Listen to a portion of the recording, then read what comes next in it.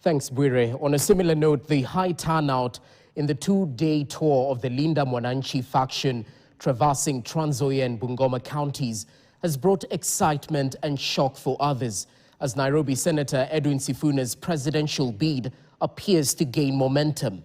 Many have likened the crowds to the incarnation of the late Raila Odinga, who commanded such huge following over the years. Political analysts, however, call for caution over such crowds, saying unless they turn out and vote, they remain just that, a crowd. Ian Keitani with the details.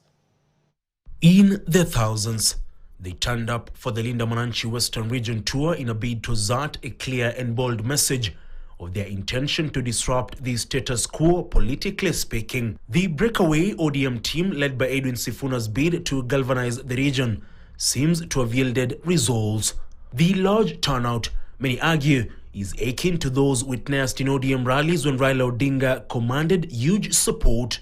The big talking point remains whether the visibly vibrant large crowds can indeed translate into votes come August 10, 2027. It clearly indicates that this is the alternative to the current government of the day. We cannot rule out the possibility of those particular numbers converting themselves to votes. You must ensure that the crowd translates to votes, or you develop capacity to make sure that they come out and cast their ballots. So having a huge audience is very good from a perception management, but it may not necessarily reflect on the election day. Senator Sifuna's growing influence seems to have unsettled established political heavyweights in the region, including Moses Wetangula and Musalia Mudavadi, whom President William Ruto is heavily depending on to secure a second term.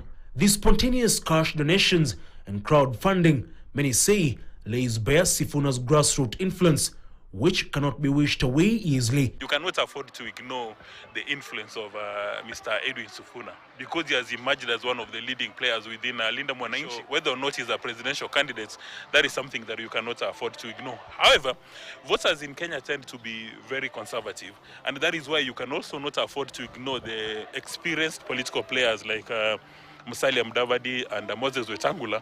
The only thing that is remaining for the Honorable Sifuna is for him to start explaining to the people of Kenya that what would be his policies when he assumes office. That is the issue, that is the area that he is here to address. However, at the moment, he seems to be listening to the people. However, the absence of Saboti MP Caleb Amisi in the two-day tour has raised concern over alleged internal wrangling within the outfit.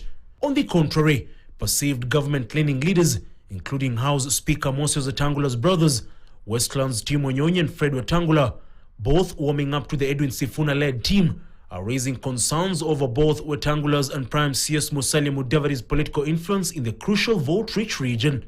From the behavior of a number of people who founded Linda Mwananchi, one cannot help but see a bit of peer envy or peer jealousy. The probability does exist. There are also a number of them are unhappy with the political capital that some of the founder members have been able to amass. That it's a question of interest and it's a question of identity in terms of where you feel more and more relevant. Ian Keitani, KTN, Nairobi. Now, for months, opposition rallies